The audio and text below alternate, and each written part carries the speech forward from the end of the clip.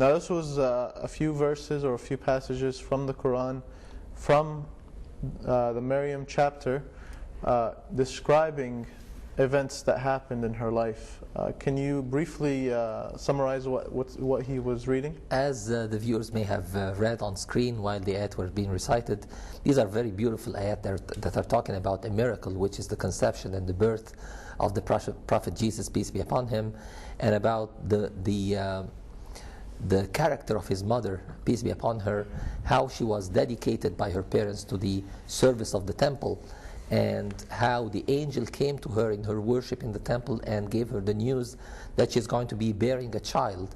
And she wondered, how can I bear a child while I've never been touched by a male?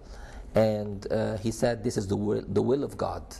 Whenever he decrees something, all that has to happen is that for him to say, be, and it becomes. And that's how she conceived Jesus, peace be upon him. And she started feeling scared. What would people think about her? So God the Almighty told her, whenever you give birth to that baby, just take him and God will take care of the issue. So when her people started accusing her of misconduct, she just pointed to that baby, and they wondered, what are we expected to hear from him? And God the Almighty made the baby speak, and he spoke on her behalf to declare her innocence and her chastity, peace be upon her. And he said that he is the messenger of God.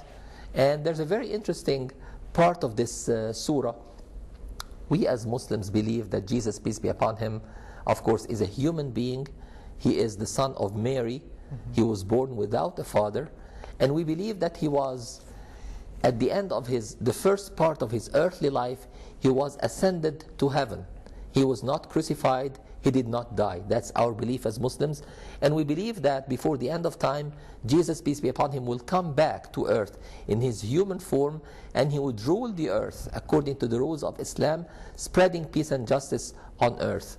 The interesting part here is that Jesus, when he was speaking as a baby, said, I'm going to speak as a baby and as an older adult, what is mentioned as kahl. We believe that Jesus was raised to the heaven relatively young, in his 30s, Yes. which is not yet the phase of a kahl.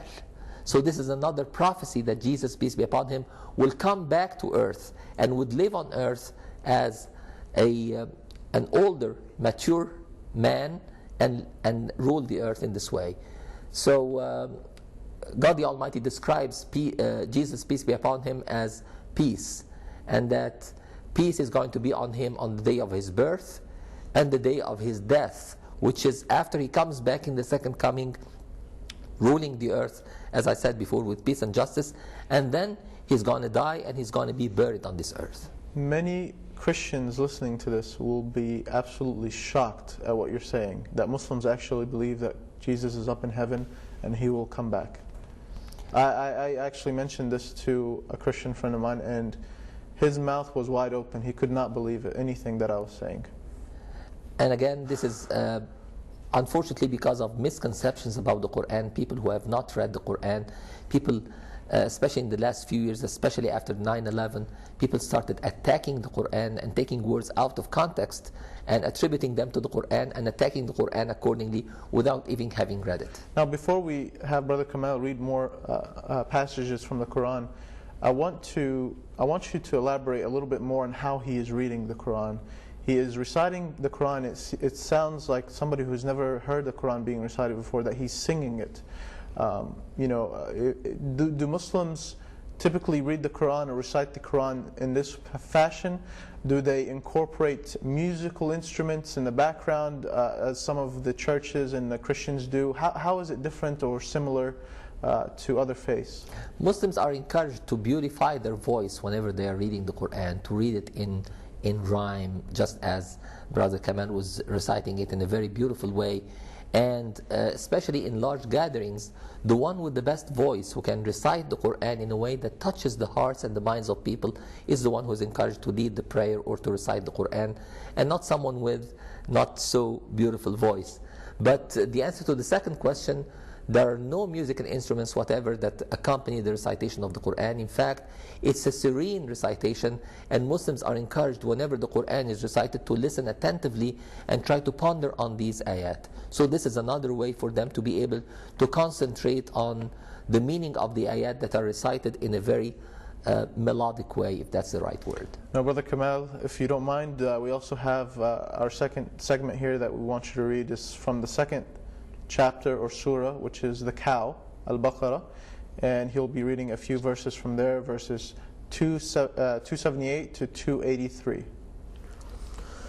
أعوذ بالله من الشيطان الرجيم بسم الله الرحمن الرحيم يا أيها الذين آمنوا اتقوا الله وذروا ما بقي من الربا إن كنتم مؤمنين فإن لم تفعلوا فأذنوا بحرب من الله ورسوله وإن تبتم فلكم رؤوس أموالكم لا تظلمون ولا تظلمون وإن كان ذو عسرة فنظرة إلى ميسرة وأن تصدقوا خير لكم إن كنتم تعلمون واتقوا يوما ترجعون فيه إلى الله ثم توفى كل نفس ما كسبت وهم لا يظلمون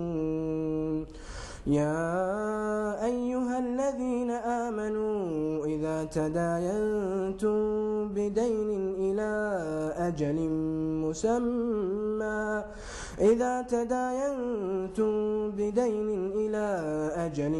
مسمى فاكتبوه وليكتب بينكم كاتب بالعدل ولا يأب كاتب أن يكتب كما علمه الله فليكتب وليملل الذي عليه الحق وليتق الله ربه ولا يبخس منه شيئا فإن كان الذي عليه الحق سفيها أو ضعيفا أو لا يستطيع أن يمل هو فليملل وليه بالعدل واستشهدوا شهيدين من رجالكم فإن لم يكونا رجلين فرجل وامرأتان ممن ترضون من الشهداء أن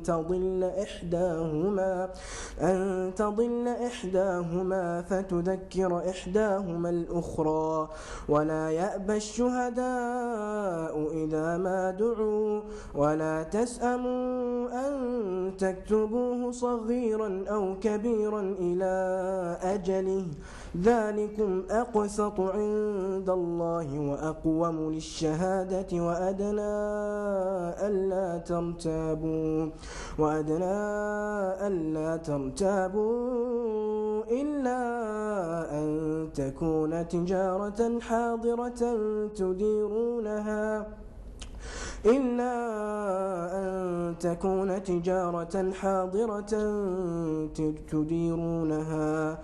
تديرونها بينكم فليس عليكم جناح ألا تكتبوها وأشهدوا إذا تبايعتم ولا يضار كاتب ولا شهيد وإن تفعلوا فإنه فسوق بكم واتقوا الله ويعلمكم الله والله بكل شيء عليم وإن كنتم على سفر ولم تجدوا كاتبا فرهان مقبوضة فإن أمن بعضكم بعضا فليؤد الذي ائتمن أمانته وليتق الله ربه ولا تكتموا الشهادة ومن يكتمها فإنه آثم قلبه والله بما تعملون عليم. Thank you very much again, Brother Kamal. Now, we picked these passages as an example of law, yes, of